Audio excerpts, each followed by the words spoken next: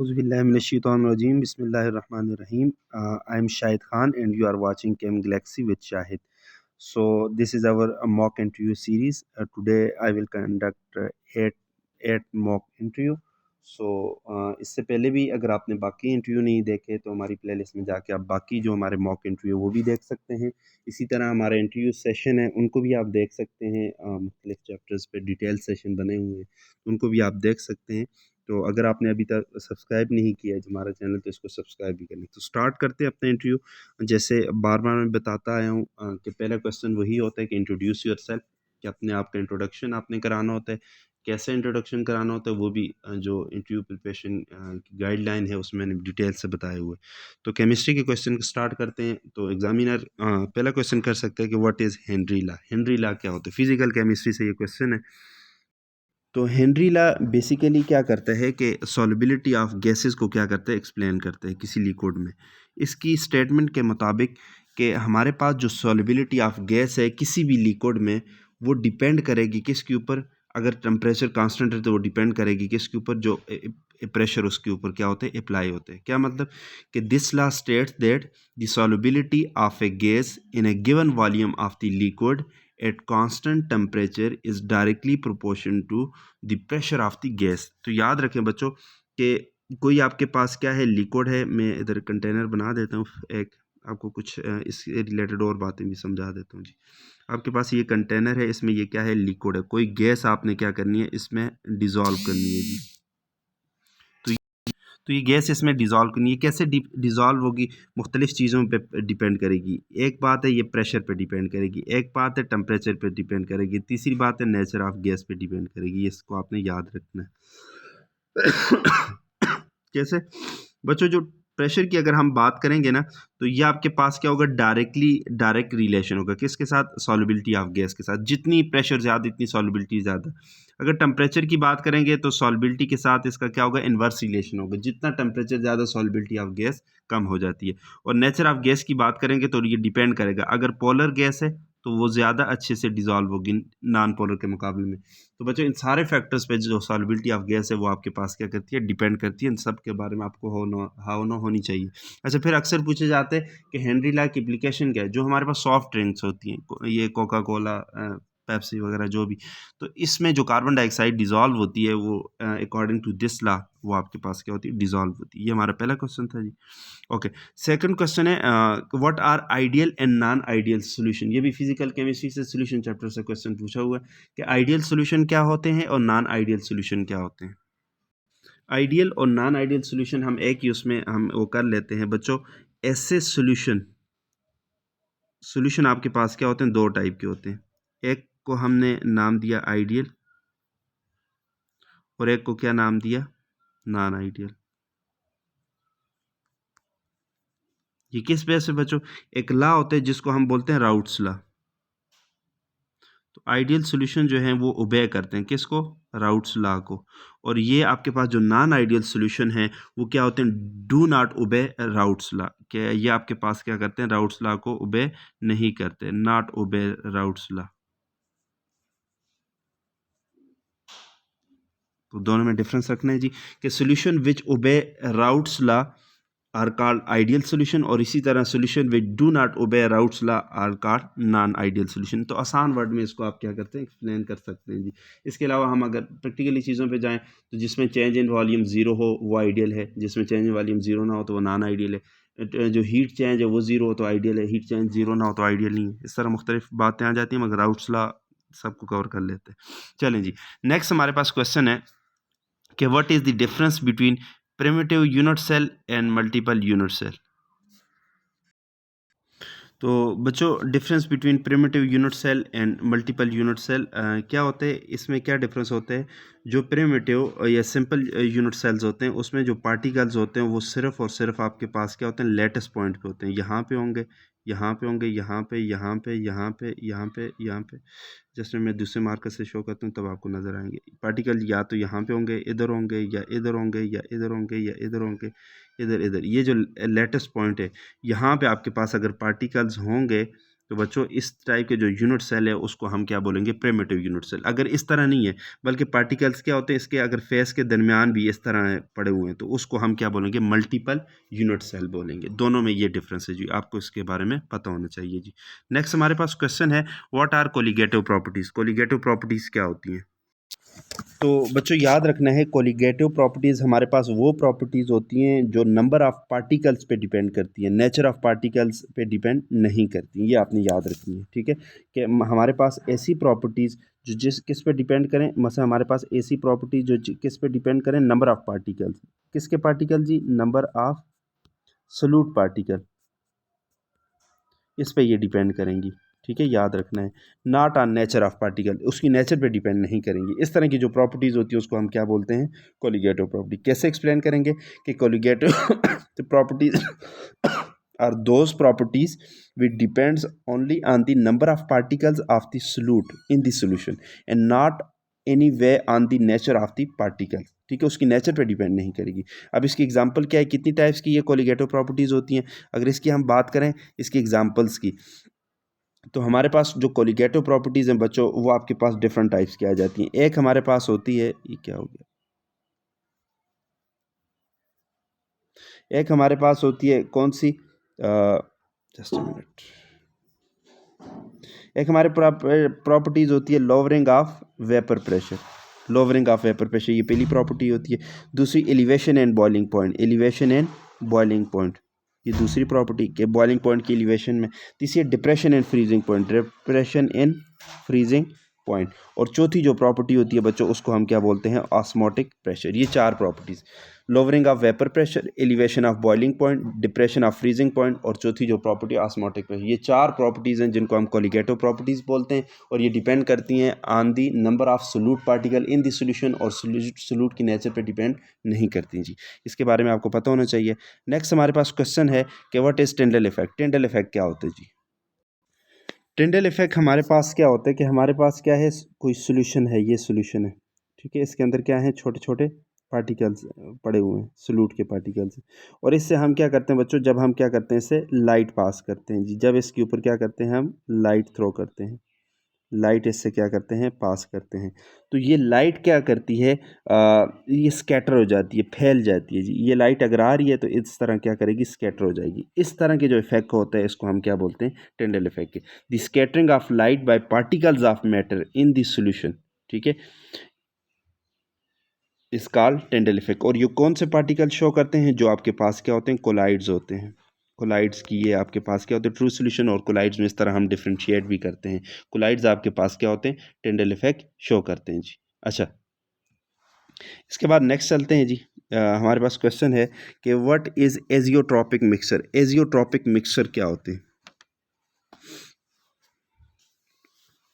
कि आपके पास ये एजियोट्रॉपिक जो होते हैं ये मिक्सचर होते हैं। कैसे मिक्सचर होते हैं बच्चों, ये एक ऐसे मिक्सचर होते हैं, नॉर्मली हमारे पास जो मिक्सचर होते हैं, जस्ट मैं पेन चेंज कर लूँ, कि नॉर्मली हमारे पास जो मिक्सचर होते हैं ना, उसको हम क्या करते हैं, उसकी अगर हम क्या करें, डिस्टिलेशन करें, तो ये क्या करते हैं, कंपोनेंट्स में चेंज हो जाते हैं। मसलन कंपोनेंट्स इसके क्या होते हैं, अलग और अलग हो जाते हैं, जो नॉर्मल आपके पास किस क्या होते हैं, मिक्सचर होते हैं।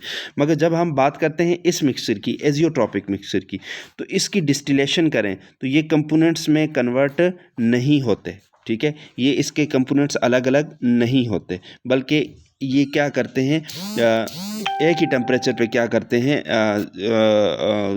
मसलन डिस्टिल कर जाते हैं, अलग अलग नहीं होते, एवापोरेट हो जाते हैं। कि mixture of two or more liquid which distil at a given constant temperature and has a constant composition at a given pressure. उसकी कंपोजिशन चेंज नहीं होती, ठीक है, वो जिस तरह का मिक्सचर है उसी तरह क्या होता है, एवापोरेट हो जाता है जी। मसलन वो उसके कंपोनेंट्स अलग ना हो तो इसको एजियोट्रॉपिक। कांस्टेंट बॉइलिंग मिक्सचर इसका क्या बोलते हैं उसको, एजियोट्रॉपिक मिक्सचर। इसका बॉइलिंग पॉइंट आपके पास क्या होता है, कांस्टेंट हो जाता है जी। नेक्स्ट हमारे पास क्वेश्चन है, व्हाट आर मेटल कीटाइल्स। मेटल कीटाइल्स क्या होते हैं? तो मेटल कीटाइल्स क्या होते हैं हमारे पास, जब हमारे पास क्या होते हैं, मेटालिक साल्ट होते हैं, किसका, फ्री रेडिकल्स का, उसको हम क्या बोलते हैं, मेटल कीटाइल्स बोलते हैं। क्या मतलब ये बच्चों कि हमारे पास कोई एरोमेटिक कीटोन्स है या कोई एलिफेटिक कीटोन्स है, ठीक है। तो वो क्या करते हैं, मेटल्स के साथ मिलके जब फ्री रेडिकल वाला साल्ट बना देते हैं। मसलन आपके पास ये कीटोन है, ये सी डबल, ये कुछ भी हो सकता है, ठीक है। इसको अगर हम सोडियम के साथ क्या करते हैं, रिएक्शन कराते हैं। सोडियम मेटल है जी, फ्री रेडिकल है, तो आपके पास जो बनने वाली प्रोडक्ट है वो क्या बनेगी, वो आपके पास कुछ इस तरह से बनेगी कि ये कार्बन है, ये अल्काइल ग्रुप, ये अल्काइल ग्रुप, ठीक है जी। और उसके बाद ये ऑक्सीजन जो है ये क्या करेगा, सोडियम के साथ बाइंड कर जाएगा, और ये कार्बन जो है ये आपके पास इसके ऊपर फ्री रेडिकल रह जाएगा, एक इलेक्ट्रॉन रह जाएगा।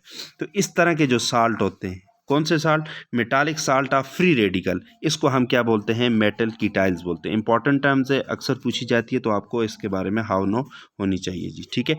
Metal salt of free radicals are called metal ketyls जी। कीटाइल्स क्यों, अक्सर कीटोन्स वगैरह बनाती हैं, ठीक है, इसको बोलते हैं। नेक्स्ट हमारे पास क्वेश्चन क्या है जी, कि what is lamp black. Lamp black क्या होते हैं जी। लैम्प ब्लैक क्या होता है कि आपके पास क्या है, मीथेन है।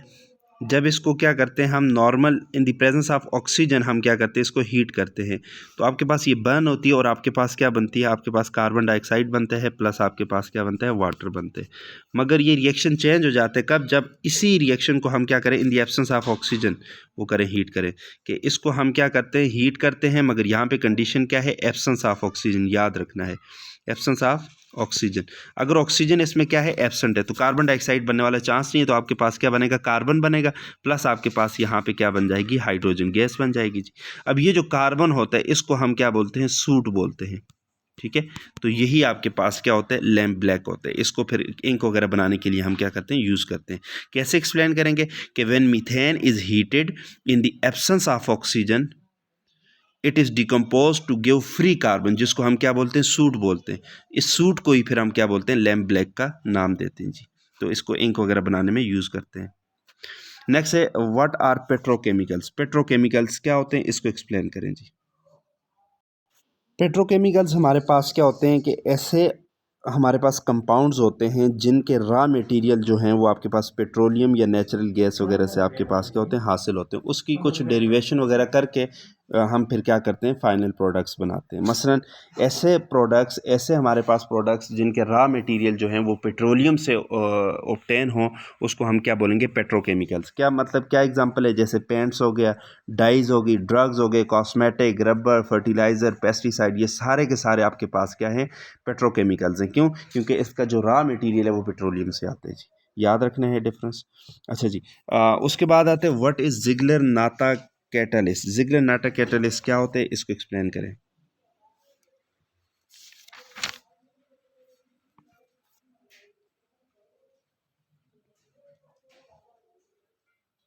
तो जिगलर नाटा कैटलिस्ट क्या होते हैं जी, इसके बारे में अगर हम बात करें, तो ये बेसिकली एक कैटलिस्ट है जो किसके लिए यूज़ होते हैं, पॉलीमराइजेशन के लिए यूज़ होते हैं। किसकी, इथीन की, और उससे क्या बनते हैं, पॉलीथीन बन जाते हैं, पॉलीइथाइलीन बन जाते हैं, ठीक है।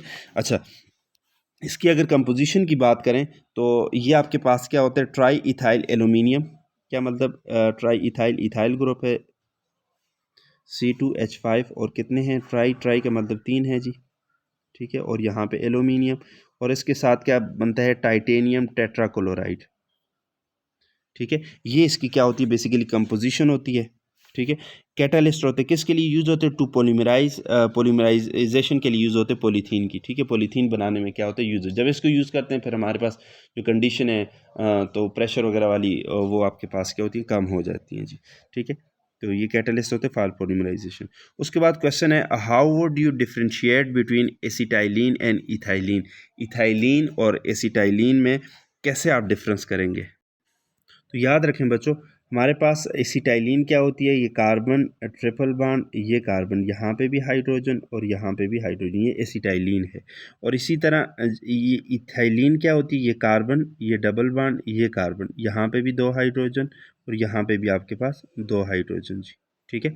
अब इसको डिफ्रेंशिएट हम कैसे करते हैं, कि इसके अंदर जब हम क्या करते हैं, रिएजेंट डालते हैं। कौन सा रिएजेंट डालते हैं जी, सिल्वर नाइट्रेट या कोपरस क्लोराइड, ठीक है। सिल्वर नाइट्रेट या कुप्रस क्लोराइड, ठीक है। इस रिएजेंट को जब हम क्या करते हैं, इसके अंदर डालते हैं जी, तो आपके पास क्या बनता है बच्चों, जब इथाइन के अंदर इस रिएजेंट को हम डालते हैं, तो हमारे पास क्या होते हैं, इनसॉल्युबल मटेरियल, जिसको हम बोलते हैं पीपीटी बन जाती है, ठीक है। अगर कोपरस क्लोराइड के साथ रिएक्ट करेगा तो रेड कलर की बन जाएगी, सिल्वर के साथ करेगा तो वाइट पीपीटी बन जाएगी। ठीक है।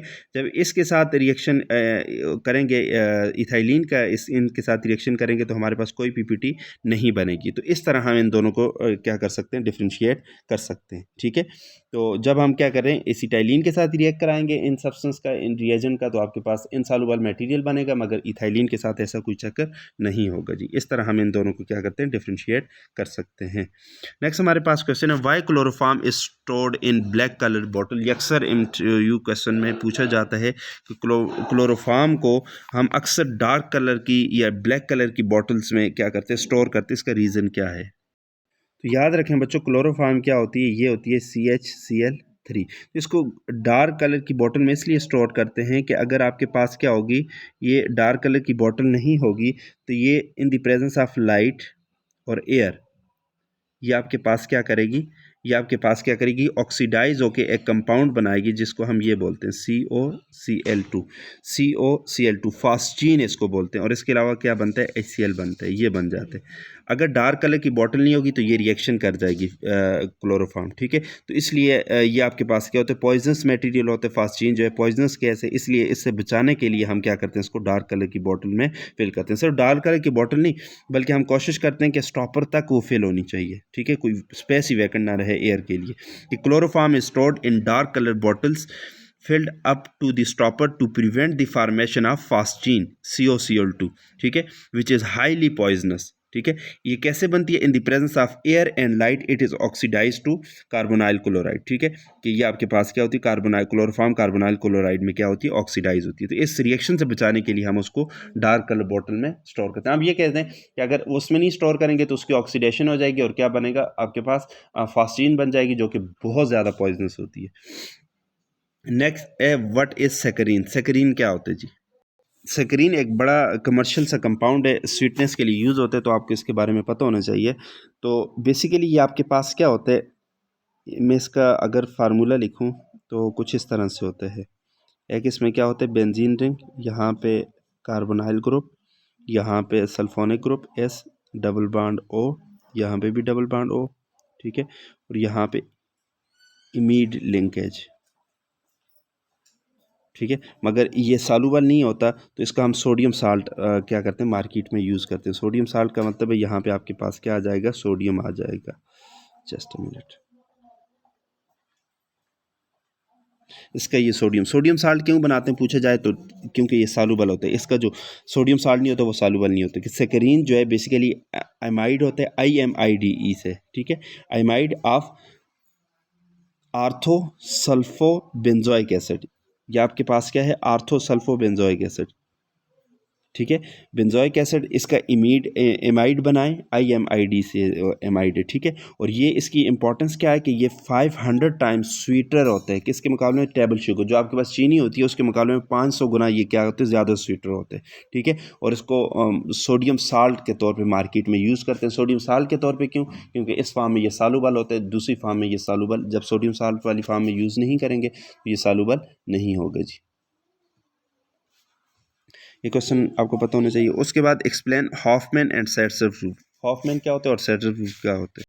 हॉफमैन और सेट्जर्फ अगर सिंपल टर्म्स में बोलें तो सेट्जर्फ रूल क्या करता है कि जब आपके पास एलिमिनेशन रिएक्शन होगा तो more substituted alkene will be the major product. कौन कहते हैं, सेट्जर्फ रूल कहते हैं। और हॉफमैन कहता है कि व्हेन एलिमिनेशन रिएक्शन होगा तो less substituted alkene will be the major product, वो ये कहते हैं जी। इन दोनों में ये डिफरेंस है। ठीक है, ये क्यों ऐसा कहते हैं कि उनके आपके पास क्या होते हैं, जब बल्कि ग्रुप्स अटैच होते हैं तो तब वो अल्कीन बनती है, वो अल्कीन फेवर होती है जिसके पास क्या होते हैं, मसलन कम अल्काइल ग्रुप जिसके साथ अटैच होते हैं। अच्छा जी, उसके बाद लास्ट क्वेश्चन है, व्हाट इज डायजोटाइजेशन। डायजोटाइजेशन क्या होती है? डायजोटाइजेशन आपके पास क्या होती है कि जब आप क्या करें, प्राइमरी एरोमेटिक एमाइंस को, प्राइमरी एरोमेटिक एमाइन है ये। ठीक है, इसका रिएक्शन कराएं किसके साथ, नाइट्रस एसिड के साथ, HNO2। और ये कैसे बनता है, ये आपके पास सोडियम नाइट्राइट और HCl। ठीक है। किनके इन सिचु बनाते हैं क्योंकि ये स्टेबल नहीं होता, ठीक है। इसके साथ रिएक्शन कराएं तो आपके पास एक प्रोडक्ट बनती है जिसको हम क्या बोलते हैं, डायजोनियम कंपाउंड या डायजोनियम साल्ट बोलते हैं जी, ठीक है। वो जो डायजोनियम साल्ट बनाने का ये जो रिएक्शन होते हैं इसको हम क्या बोलते हैं, डायजोटाइजेशन के। डायजोटाइजेशन is a reaction which involve the formation of diazonium compound by reaction of nitrous acid on primary aromatic combine. तो आपके पास जो बनने वाला कंपाउंड होता है वो कुछ इस तरह से होता है। और यहाँ पे Cl जी, अक्सर पूछे जाते हैं Cl किधर से आते हैं, तो आपके पास ये बेसिकली डायरेक्टली नहीं बनता बच्चों, आपको पता होना चाहिए सोडियम नाइट्राइड, ठीक है, और प्लस HCl के साथ इसका क्या करते हैं रिएक्शन, और लो टेम्परेचर पर कराते हैं, इनके साथ रिएक्शन कराते हैं तो तब नाइट्रस एसिड बनते हैं। क्यों, पहले क्यों नहीं बनाते, क्योंकि ये स्टेबल नहीं होता, ठीक है। इनके साथ रिएक्शन करा के इन सिचु रिएक्शन के अंदर ही ये एसिड बनाते हैं, नाइट्रस एसिड, जो रिएक्ट करके आपके पास डायजोनियम कंपाउंड बनाते हैं, और इस तरह के रिएक्शन को डायजोटाइजेशन बोलते हैं। So this is all about today session. तो अगर बात हुई बाकी सेशन नहीं देखे तो उनको भी देखें, कोई आपकी क्वेरीज वगैरह कोई क्वेश्चंस है तो वो भी आप कर सकते हैं। Thank you so much for watching. अल्लाह हाफिज़।